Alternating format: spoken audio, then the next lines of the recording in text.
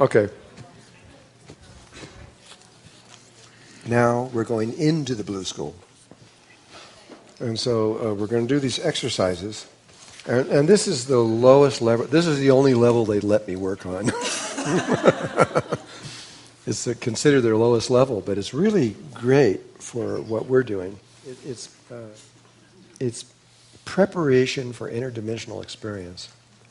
That's what it is. But it's just the beginning of this, and they go deeper in a different kind of way. Anyway, I'm going to sit down while we do this. Okay. There's certain rules. So we're going to play it like a game. And like I said, don't get serious about it. There's not going to be no tests or flunking or anything. And so just figure when we actually go into this thing, you have to have your feet flat on the ground. You can't cross anything, not even your eyes, nothing. You have to totally be feet flat and your hands like this. And your back as straight as you can get. You shouldn't even be touching the back. Your back should be straight. Now this is just in the exercise. The moment I said, okay, open your eyes, you can, if you want, I don't care. It's just during the exercise. And they're very strict about that. And let's see what else there is.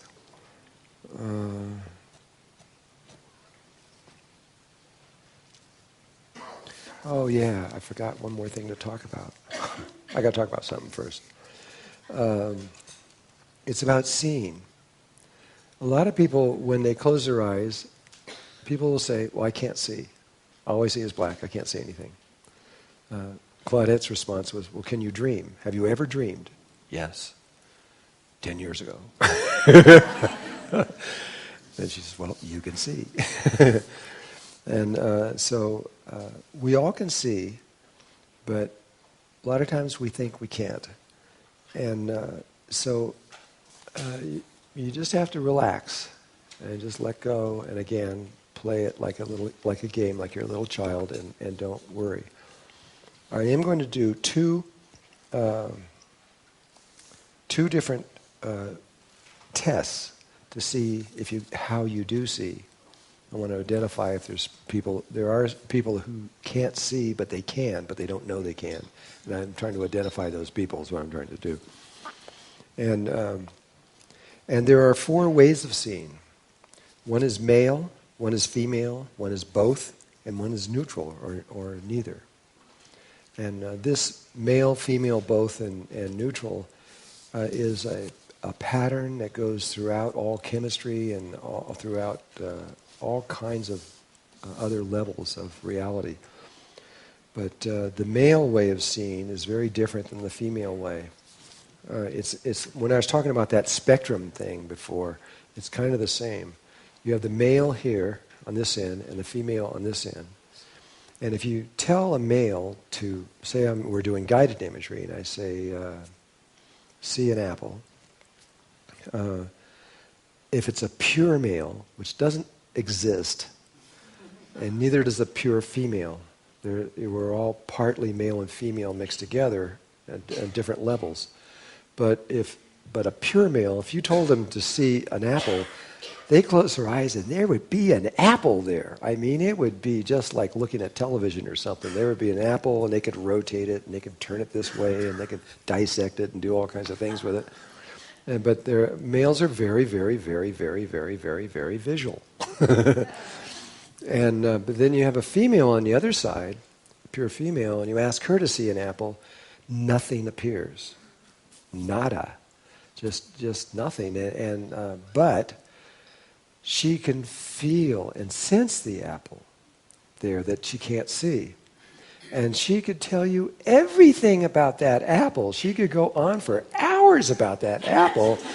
She could tell you what it tastes like, and where it came from, and who grew it, and on and on and on, and anything else you could think of.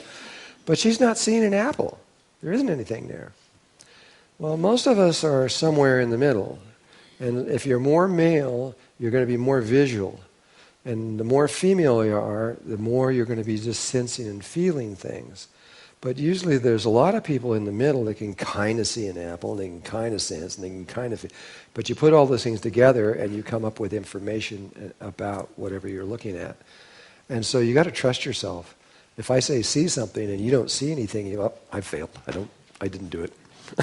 It's over. Just realize that you may be seeing more toward the female side. And at which point, if you don't see something, then sense it, feel it. Become sensitive in another way. We have all kinds of ways, and we mix all those things together to come up with our what we believe what that we're seeing. And so this is really true in this imagery work that we're about to do. Now, I think we're ready.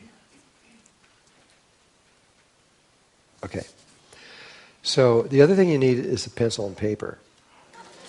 1, 2.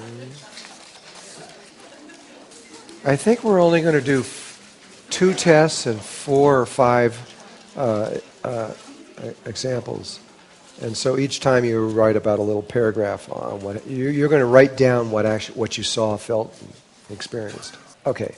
The other thing is, I'm going to put us into the imagery work. When I ask you to come out, open your eyes and come out, and these things are short. They're usually only a minute to maybe 3 minutes long. They're not very long usually. But we spend a long time afterwards. And so when you come out, do not talk to anyone. And don't think. Before you even think, don't think, gee, start thinking about what happened or anything like that. Write it down. Just write down what you saw and happen and try to write it without changing anything. Whatever your first impression is, if you saw a red car and you start thinking, well, maybe it was maroon. Forget it. Go back to the red. Whatever your first indication is almost always the truth. Because what's going on is your ego is in there going, I don't like red. I like maroon. Make it maroon. and so it changes everything. And it isn't true. And so that's why I want you to write everything down that experienced as cleanly as possible. After you've got it in words, then you can think about it and talk to somebody else if you want. Because you can't change what's on the paper. And so that's why we're doing it in this way. Okay? All right. So with the paper and pencil, put it down on the ground or somewhere so it's not a distraction, but where you can get to it very quickly. And then when we start, we go very straight with our spines, feet on the ground like that, and close your eyes. If you have your mass, right? I think this is an ongoing debate between me and my wife, but I believe that the mask is better. She thinks it isn't, but I really do from my things here. Light affects your pineal gland, and when you're trying to shut it down to get into, you want to be totally dark. In fact, you don't even want light on your skin, but mostly through your eyes is the biggest one. You might as well get used to it because we're going to be using these things all the time now. Okay, here we go. We're going to begin with 2 tests. You do not have to write these 2 tests down. So everybody put your mask on. Put your hands on your knees, your feet flat, your back straight. And we're going to go. Now just relax. And if you need to cough or anything, do it now. Boy, you've been waiting for that for 10 minutes, probably. Okay. Okay. And just breathe gently. Try to breathe rhythmically right now, where you're breathing the same length of time in as you're bringing out. Don't worry about 7 seconds in or anything. It could be 2 seconds in, but keep the time that you're breathing in the same as whatever time you're exhaling, and try to get into a rhythm with this breathing.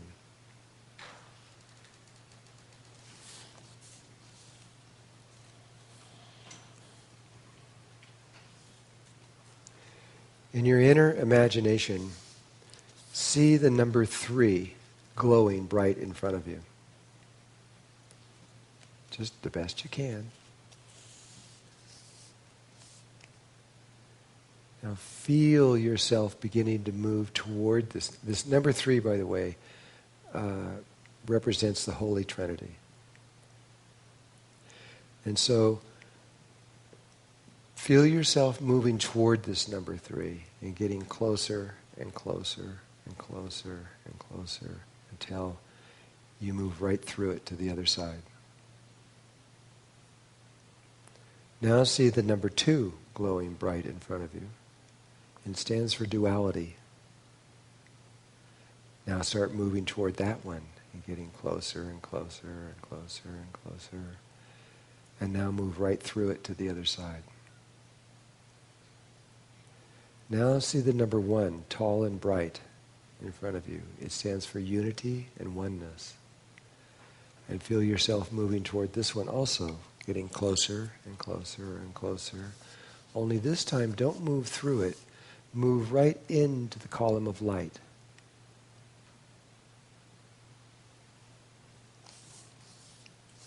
In your imagination, move both arms straight out on both sides of you. And feel them straight out. Now see your arms growing longer until they go all the way and touch a wall. And some of you are right next to a wall, so you're going to be close to it, but your other arm has to go all the way across the room to touch another wall. So see your arms touching both walls.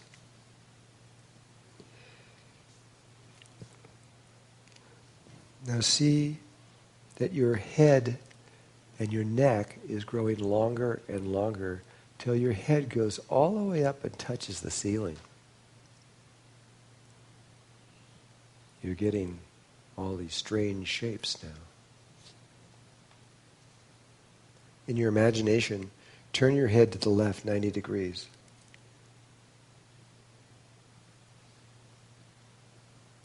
Now in your imagination, turn it straight ahead again. And now turn 90 degrees to the right. And then back straight again. Now let your arms go right through the walls and go about, maybe 100 meters, about 300 feet or so, a football field, out on either side of you.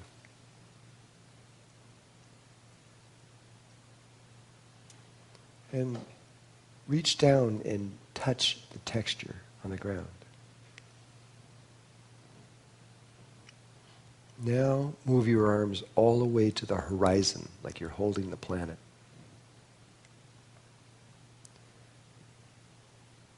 Now touch the texture of this distant landscape.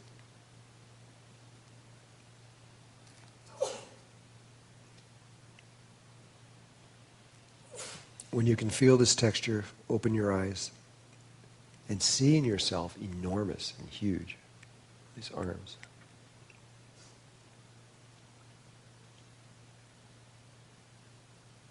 When it feels complete, just remove your mask.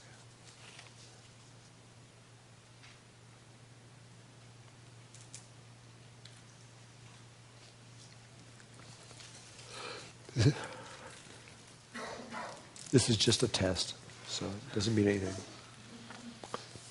How many people could not do this?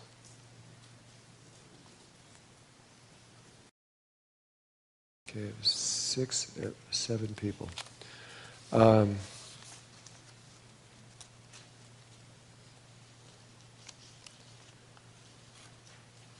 Just with you over here, could you do any of it, or could you not be even? I became to where visually see it, but in my mind's eye, I played it out. So I feel like I sort of might have done it, but for the actual colors and visualizations and things like that, no. But you could kind of feel like you could feel your arms getting longer, but you couldn't see it, right? Yes, I would have short, mental, garbled pictures in my mind, but not vivid. Okay, that's all right. Okay. And were you this? Who was the other person? I don't know if it's because I was tired, but I couldn't stay with the conversation. I was having trouble staying with you, and I couldn't remember. I and then I would understand. see a color, and then I would get into the color, and I couldn't remember now what's going on. And then I Yeah. thought, am I supposed to put my hands out? I just kept getting so confused, and I could see my hands going out to the side, and then I put my hands down because I knew they weren't supposed to be going out this way. But I was just so confused. I saw a lot of color. You know, we're at about 4,500 feet right here, and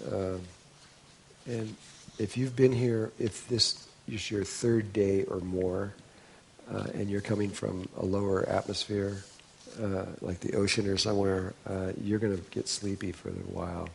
Unfortunately, it happens to be while the workshop's going on.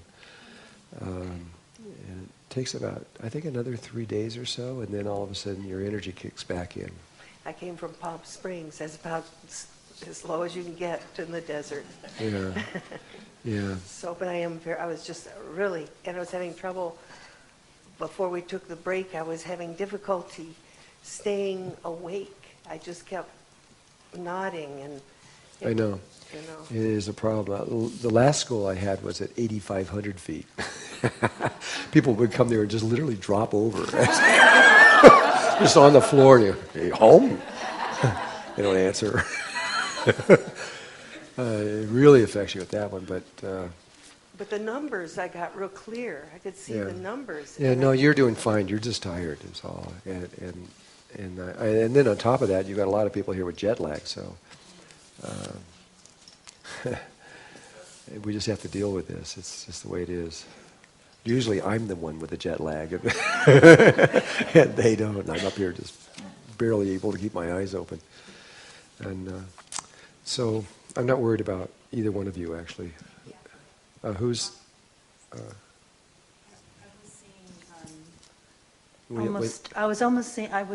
had to imagine it, like I couldn't see it, and I couldn't see the numbers. And then I started seeing geometric shapes, and they were black and blue. Like it was black. That's and okay. the shapes You're were fine, no blue. problem. Okay. It's not a problem. You're seeing. You don't have to see what I tell you to see. This is another part of the school, which is kind of interesting. You get the instructions, and your body may do something totally different. That's okay. They don't have a problem with that at all. It's the body knows what it's doing, and so you might say do something and put your arms out, and instead your head goes up or something else like that.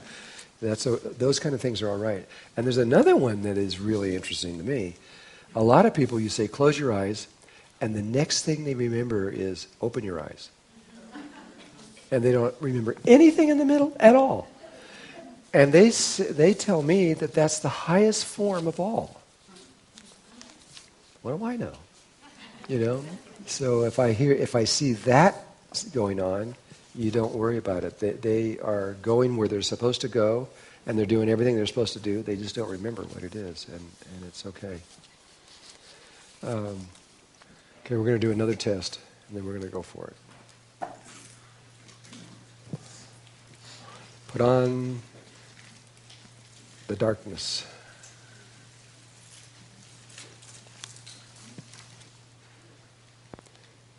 Take a deep inhale and blow out through a small hole in your lips and see a white mist coming out. One more time. Take another breath and either see or sense or feel this white mist coming out of your lips. Now look into the black field with your eyes closed and see a point of light that seems to be at a great distance.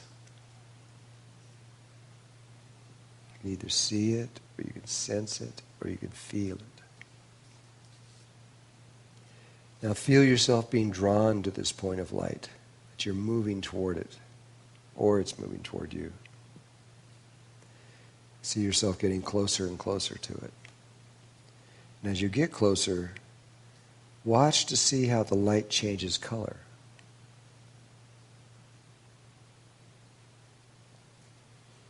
And what is its color?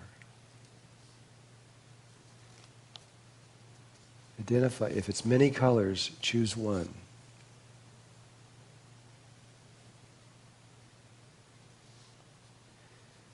Now as you get really close, let this color fill your field of view. See yourself all around it, or within it.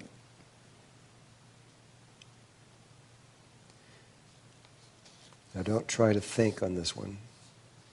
Now see the opposite color in your body, whatever that means.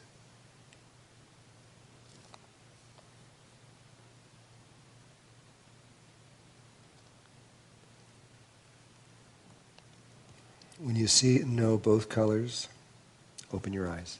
Take off your mask.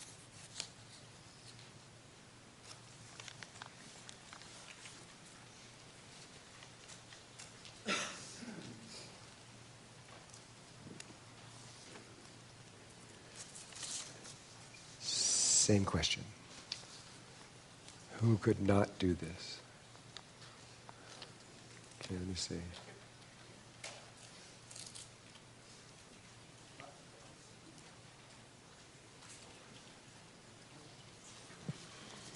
Okay, there's 10 people.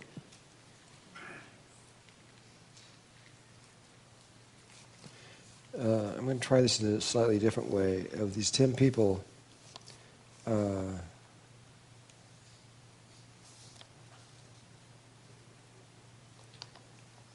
how many of those 10 people could originally see or sense or feel a point of light at a great distance? You could?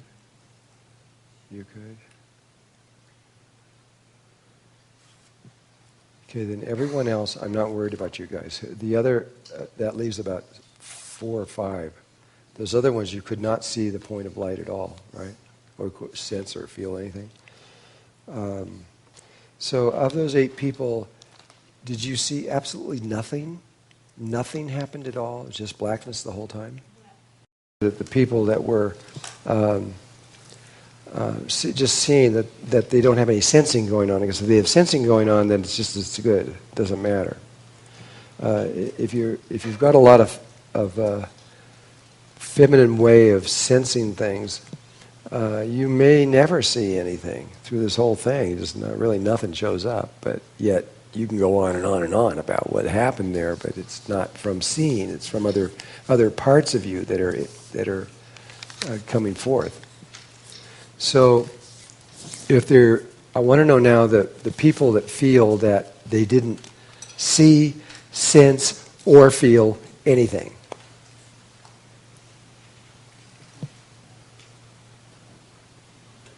Well, I got you. Okay, you didn't feel anything, didn't sense anything, didn't feel anything, nothing happened. I tried to imagine a light, but I still could not see it even in my imagination.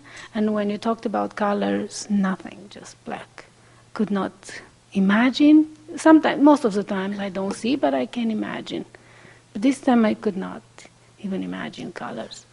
Okay, let me see the hands again of those people, so I can see. Is you, okay. You. Okay. All right, let's go. We're going to actually do the real thing now. This is about as much as I can, information I can gather right now. So we're going to do the real thing. Again, remember, if I say see something, it means see, sense, or feel. And so just because you don't see anything doesn't mean that you aren't connected to the experience of what's happening. You want the eyes closed under the mask, not open.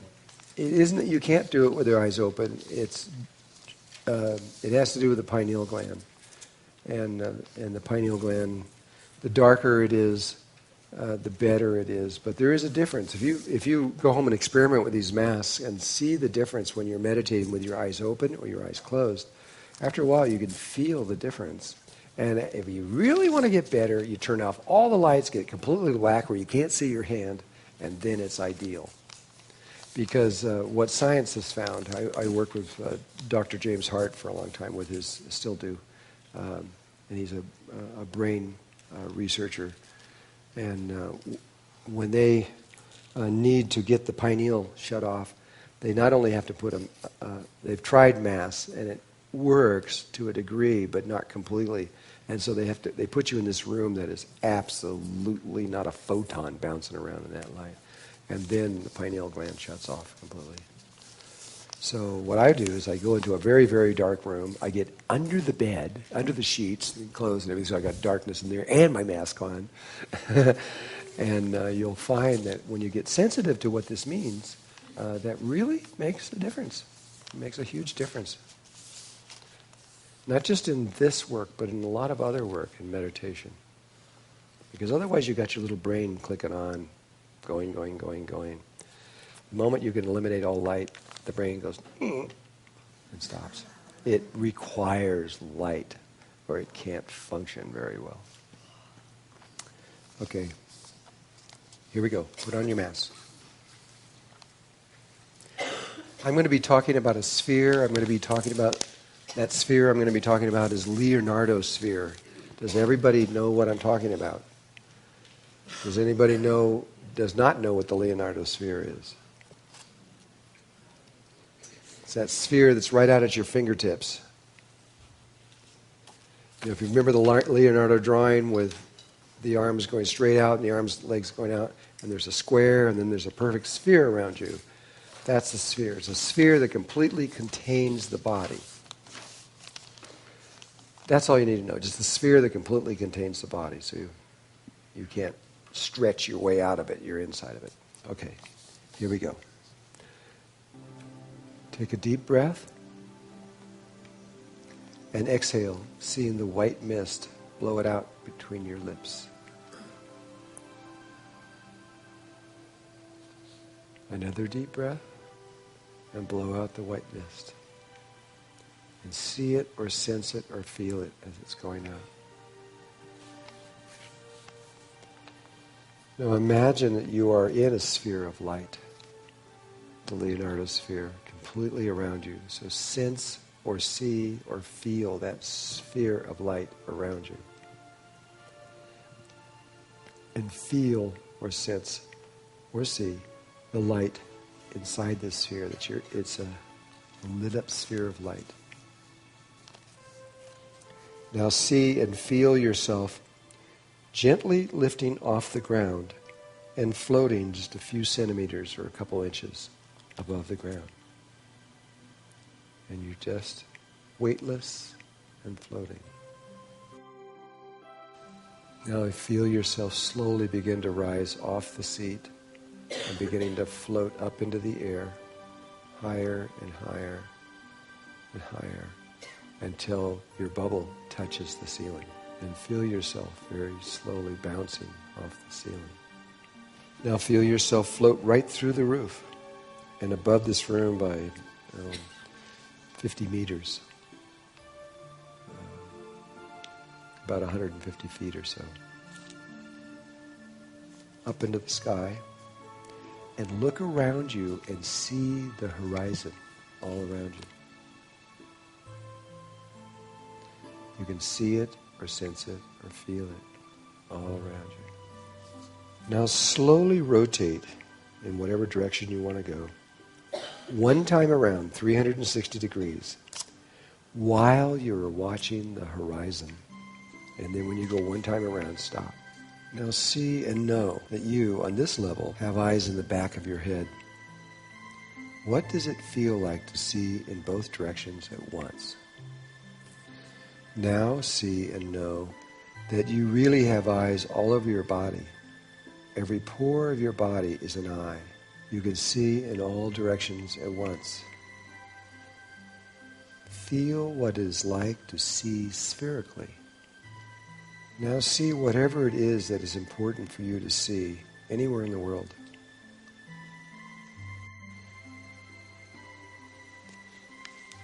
When this feels complete, open your eyes, immediately write down your experience without talking or thinking.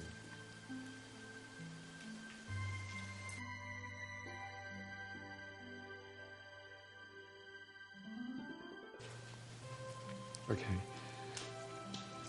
Is there anybody here, if you're writing, go ahead and keep writing.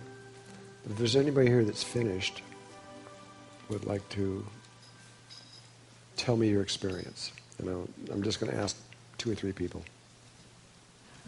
Okay, I flew right through the ceiling before you told, so very high, so I had to come back. Then I could look round. I just had difficulties to look behind. Mm-hmm. And then when I could see till there, but not behind me. Afterwards, I could see very well the sphere, and I still feel very hot. Got very excited. Yeah.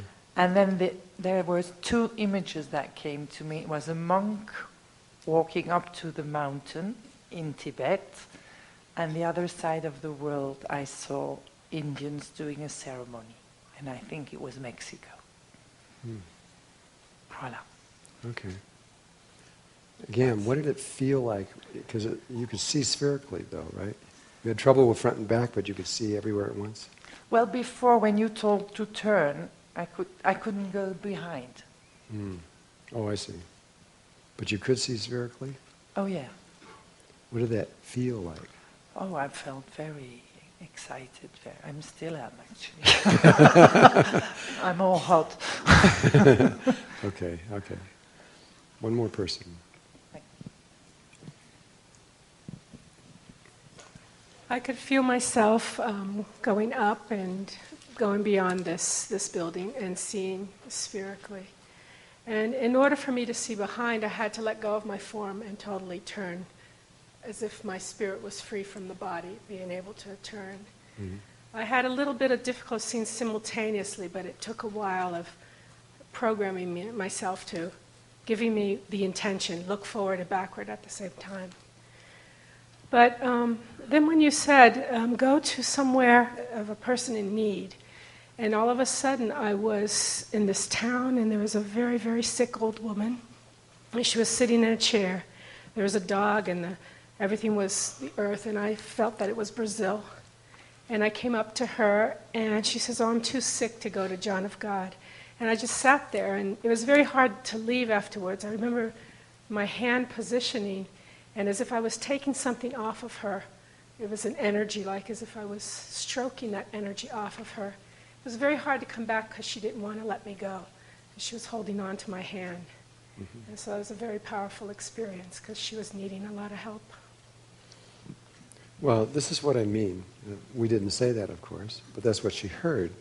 And in doing you didn't that... say that? No. No, it's perfect. There was somebody down there in Brazil needed you. And you went down there. Yeah, on those levels, you're an incredible healer. You can heal anything. Uh-huh. You're just like John of God at that point. You can do anything in those levels. And so, thank you. Okay, thank you. Okay. All right. We're going to go now to the second one. The next one. So put on your mask. Okay. On with your masks. We have a stagecoach coming.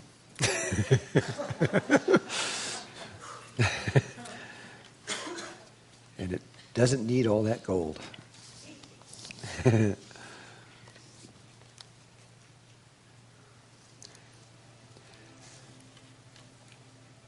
Deep inhale, seeing the white mist come out of your lips.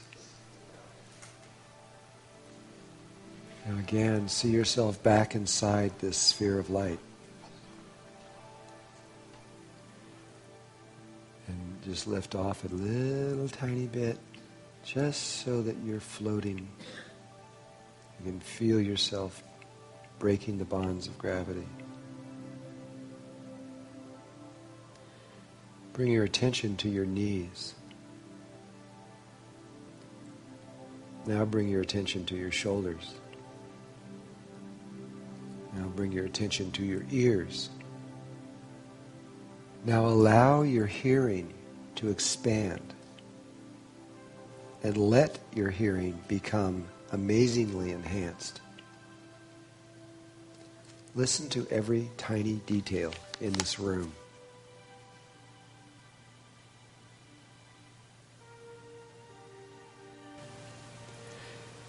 Now let your hearing expand out beyond this room to maybe 50 meters all the way around,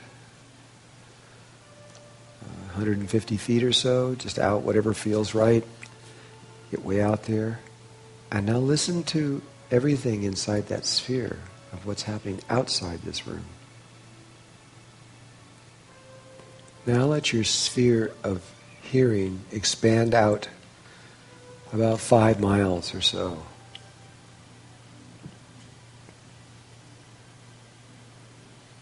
Now let your hearing expand all the way to the horizon, all the way around you. And now you can go anywhere and listen to anything that you want to hear, anywhere in the world.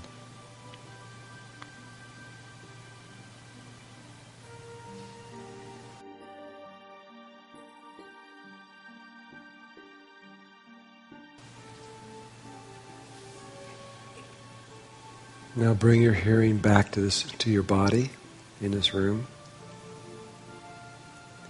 and go inside your ears and inside your body, and listen to the sounds deep within your body.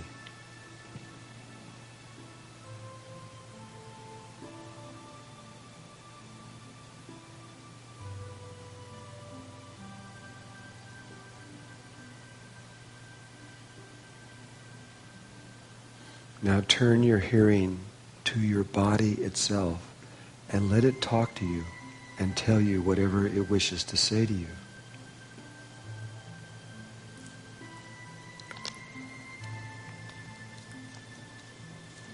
Now bring your attention back outside of your body to this room. And in your sphere of light, lift off, go up to the ceiling, go through the ceiling to the outside, and now let yourself fly. Move freely all over Sedona. From the air, Sedona is incredible. And have fun doing it. Swoop around, dive. You'll also discover that you can go right through solid rock. How does this make you feel? Now, while you're flying, be aware of your body here in this room, as well as yourself flying.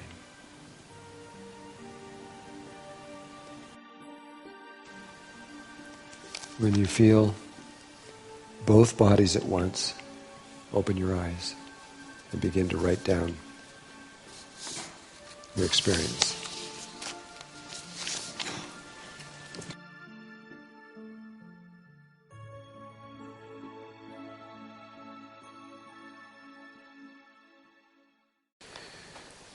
If you're still writing, keep writing, but if you're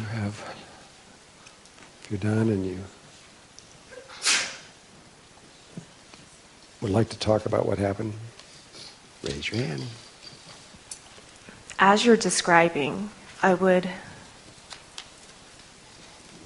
do as you described, fall into it and then come out of it, and I would remember it for 1 second, and then I completely forget.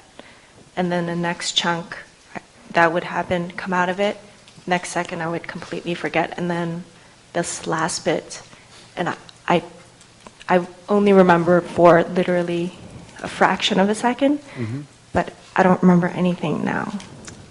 Well, as I understand it, that's perfect. It's okay. Seems weird. I thought it was weird too, but they said no, that's okay. we've had lots of people who just, they remember to say, close your eyes, and all they remember is open your eyes. They don't remember anything in the middle. But the school says that when you're in that state, you're so much into it that you can't. When you come out of it, you can't bring it back, and that it's okay. You've done exactly what you're supposed to do. You just don't remember, and so it's okay.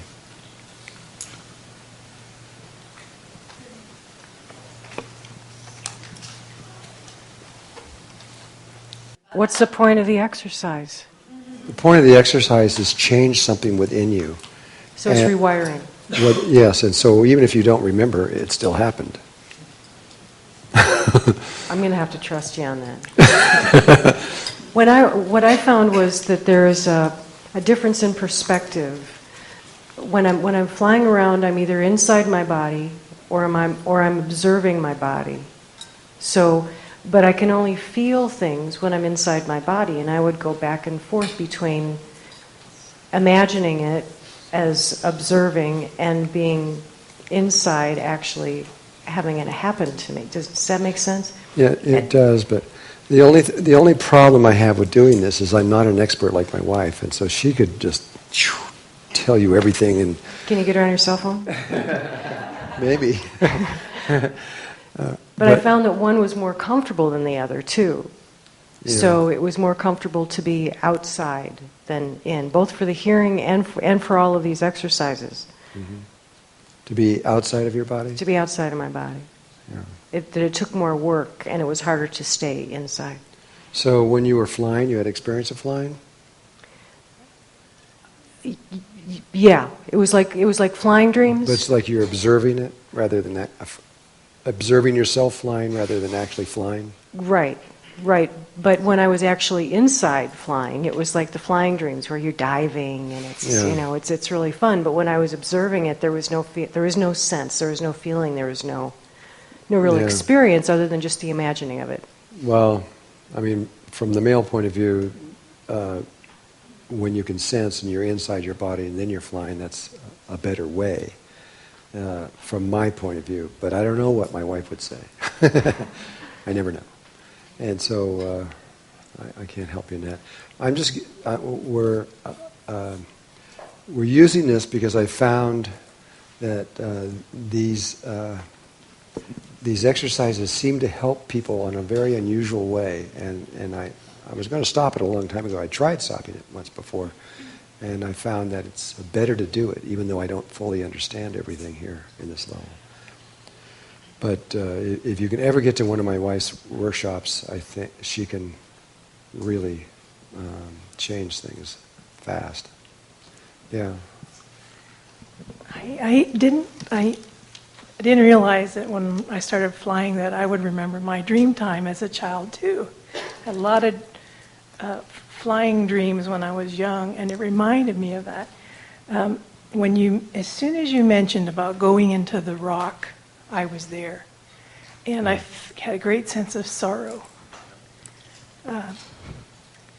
And I could see Indians, but I don't know enough about identifying what they were, who they were.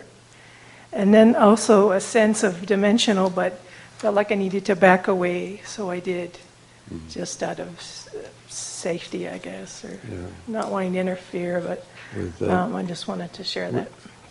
Yeah, with the native people, most of definitely their religious life is underground rather than overground. There's far more going on inside the earth than there is external. But I think you were just remembering when you were a kid what it was like to go inside those, because there's openings in there and there's life in those openings almost always. I'm discovering now that there's life everywhere inside the earth. I've got a whole nother thing going on right now I can't talk about it too much because it's another level of this work, but inside the earth is just one big ball of living life. There's so much in there. It's just crazy. I didn't know this.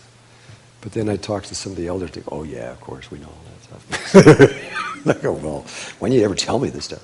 You weren't ready. But it's interesting. These two are kind of, people enjoy these last two. I don't know why they enjoy them so much, but they always seem to. And these two are medicinal.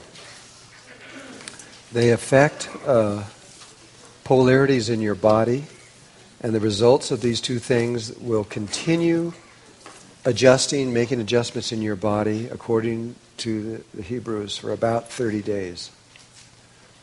And so they also trigger feelings, and so I just have to tell you, I mean, you might be driving your car somewhere 2 weeks from now and all of a sudden start crying, and it's because of what we're about to do. It's okay. If it happens, just let it go. Something's been altered, changed within you. Okay, put on your mask.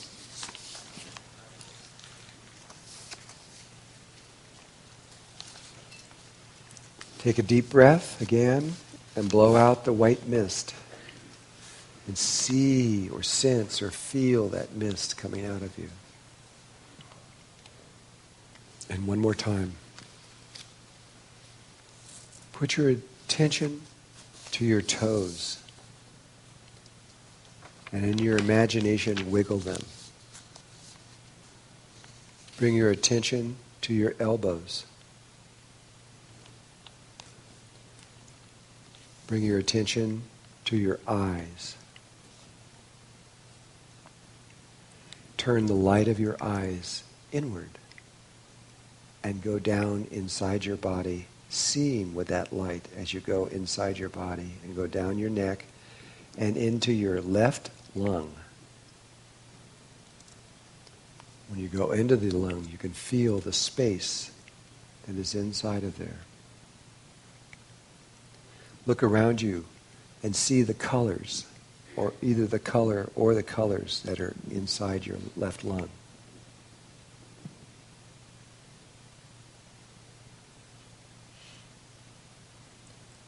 Choose one of these colors, the one that feels right. And now feel yourself moving into this color, and this color expanding all around you like a fog.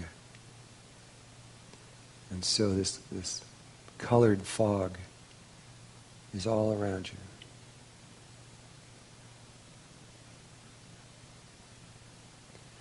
Within this fog is a female guardian that guards the left side of your body. Ask her to come forth out of this fog so that you can see her, or sense her, or feel her.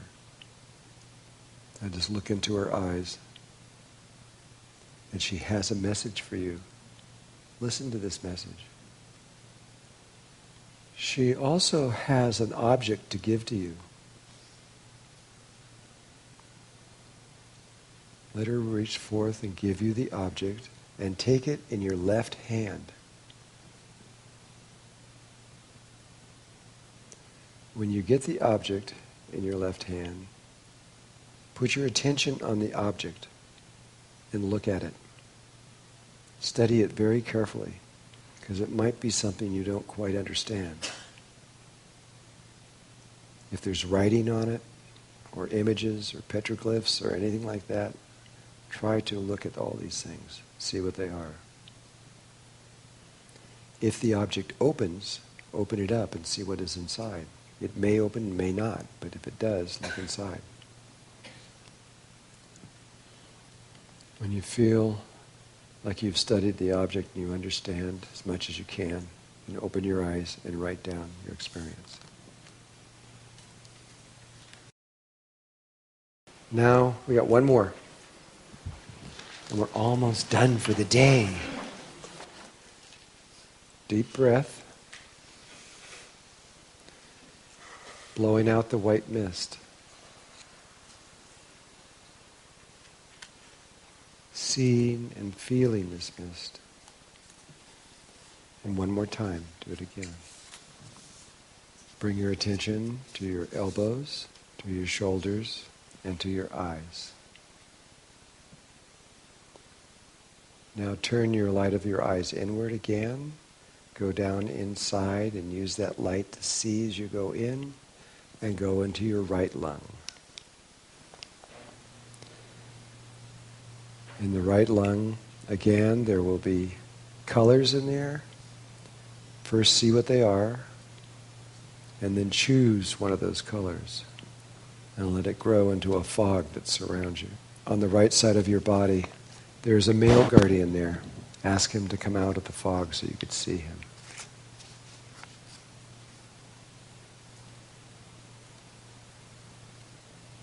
He also has a message for you.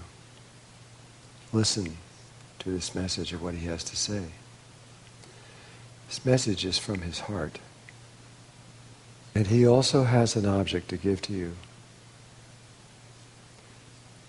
When he hands you the object, take it with your right hand. And again, study it carefully. If it opens, look inside of it. Now, look down at the object in your right hand. Look down at the object that the female gave you in your left hand. And bow to the male guardian and turn from him. And feel yourself moving to your heart chakra, your lower heart chakra. When you get there, look out of your body in the direction that you always do. And feel what your body feels like, your whole body, holding these two objects at the same time. How do you feel? These objects represent polarities within your body, and we're about to do something that's going to change those polarities. Look down at both objects, see the female object in your left hand, the male object in your right hand, and now switch them. And put the male object in your female hand and your female object in your male hand. How do you feel? What is happening with your body right now? If it feels good, even if it feels okay, even if it feels neutral, leave them there. But if it doesn't feel good, if it hurts or doesn't feel good, then switch them back. But if you can, leave them there. And then when it feels complete, open your eyes and write down your experience.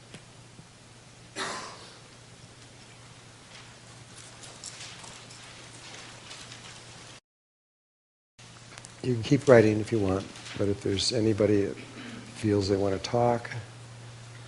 So, out of the blue fog came a man who said, "Take this gift unto the world."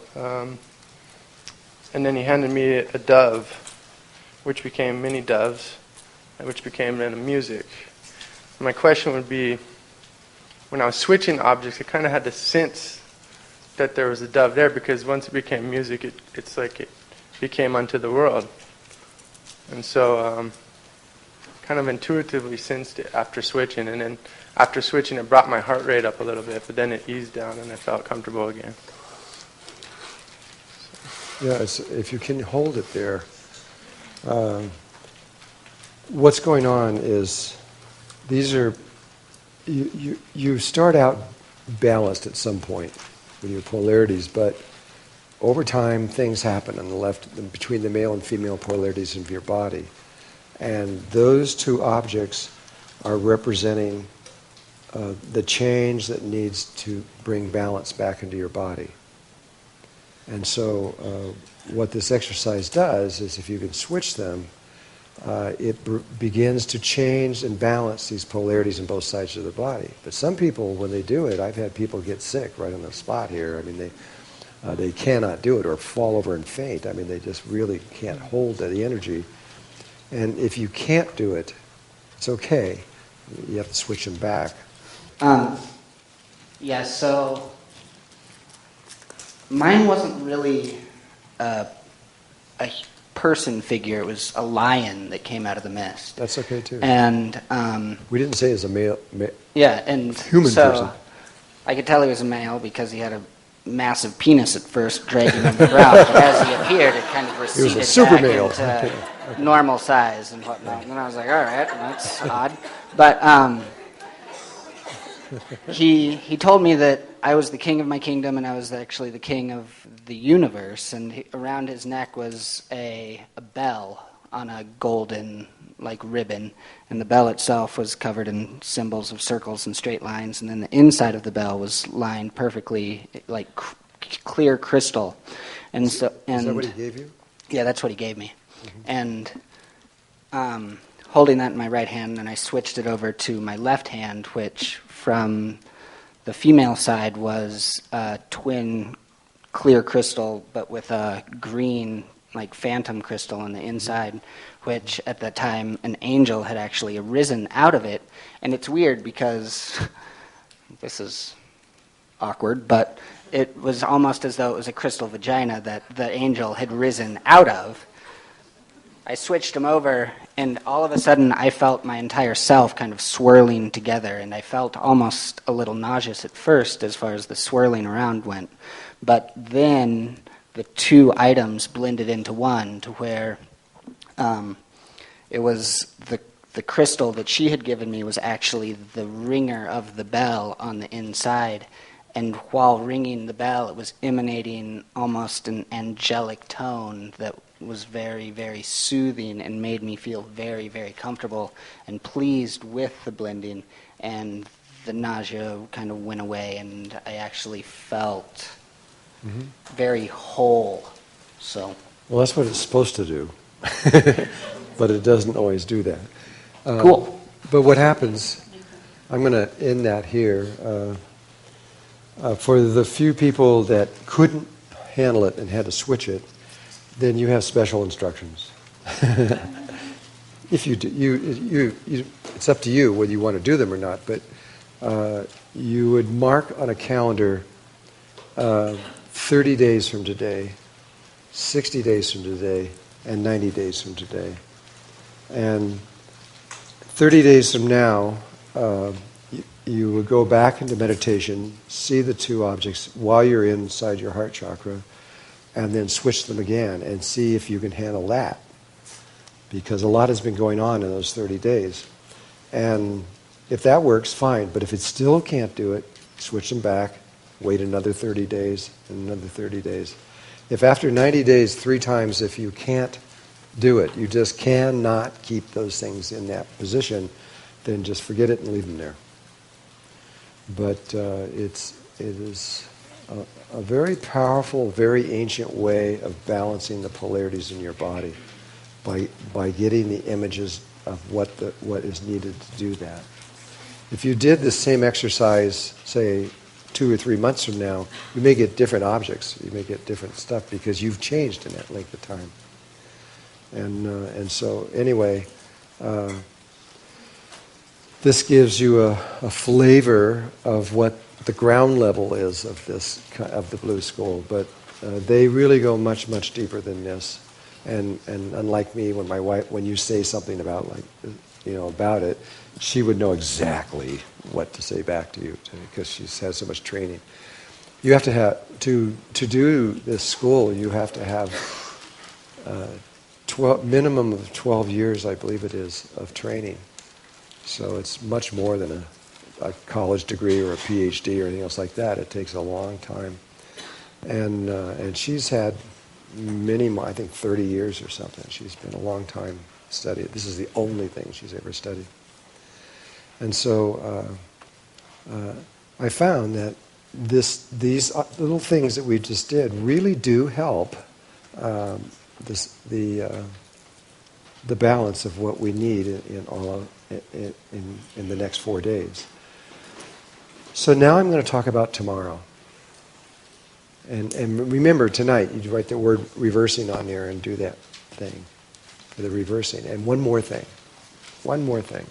You write reversing on the table, you reverse your day and do the whole thing, and then you lay down.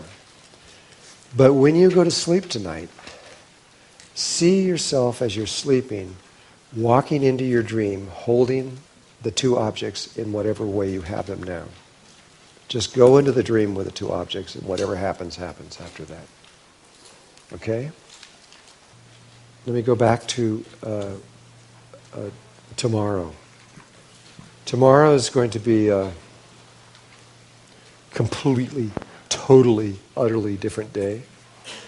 And we're going to talk about the human body and healing, because it's important for us to get things more in balance, not just on our the polarity aspect, but on our physical body. And like I said, we're going to focus on these two chakras. But other things may come up, and if other things come up, we will deal with them as they come up. When you come here tomorrow, I would wear real simple clothes and try to leave your jewelry home. Probably not your wedding ring, you can get in trouble. But try to leave as much metal and stuff home. And just wear sweatpants if you got them, and t-shirt. I'm just going to wear a t-shirt tomorrow and something real simple. I don't know what. And we're going to be working.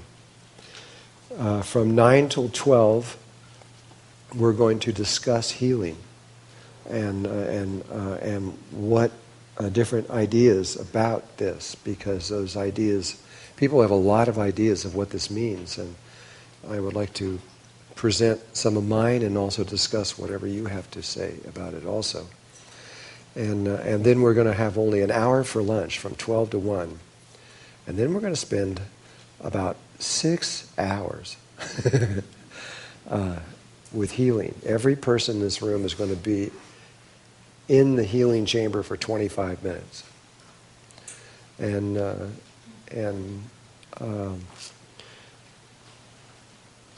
this is a very specific form of healing, which has to do with what people call sound healing. But it's not sound using instruments, it's the human voice. And in the ancient world, the human voice could heal anything. And tomorrow I'll actually show you scientifically why the human voice can heal anything. There is a relationship between your voice and all physiological aspects of life and at all levels of existence. And a sound can do a lot. Just look what happens when you sing to your baby and it's crying. You can change things with this, but you can change a lot more than just little things. You can change big things inside of yourself. And this was presented to me by Archangel Michael. I'll tell you the story tomorrow of how we found out about this. And I know I've been in Australia with the Aboriginals, and they use didgeridoos to work on your chakras and heals. And that's again using sound with breath, moving through it. And but this is really simple. It is not difficult or hard. And at this point, like even in Germany, when they found out about this, they use it in family therapy because they bring their families together to do these things. They can alter the way families relate to each other. It's really a beautiful thing. A lot of people come to this workshop and that's all they can remember is what happened tomorrow, was on the second day. That's all I need. And there was a time when it was very hard for me personally, because I had to do, for me, it's a very intense psychic level of work. And I would get exhausted sometimes. I've learned how now not to get exhausted, but I used to. And so there was a point many years ago when I said, I think I'll put something else in this day. And it was really just because it was too hard. And then I noticed that it didn't work very well because people needed that. And it was really clear. I was somewhere in Europe at one point, and I decided to put it back in, and the difference was so amazing. And so I know I can't remove it. And so you're going to experience something that's very beautiful. And I have seen this heal everything you can think of. When people get into this state of sound, they can just let go of anything. I've seen so much now that it's just I have no expectations. Just whatever happens, happens. I've had one lady who was, where was I, in Holland, and she had shattered her right knee and she couldn't walk. She was just like this. That was all. She couldn't bend it. And she was with a crutch. And we got into this and did the whole thing, and she just stood up and jumped and threw her crutch all across the room and broke it against a wall. She said, I don't need that thing anymore, and just started walking around the room. That was about 10, 12, 13 years ago. And I see her at different places around the world. She goes, it's still good.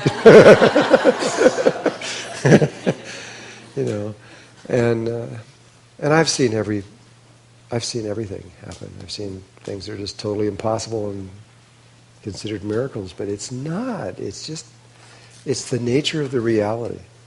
And all things are possible. All things, anything is possible. I don't care how bad it is, it's still possible. It just depends on what we will allow to let go and what we will allow to for us personally to be able to accept into our bodies. So anyway, tomorrow I kind of recommend that you bring anything soft you can find anywhere, because we're going to be on the floor for a long time. Okay. I think that's it. And thank you. We made it through the first day.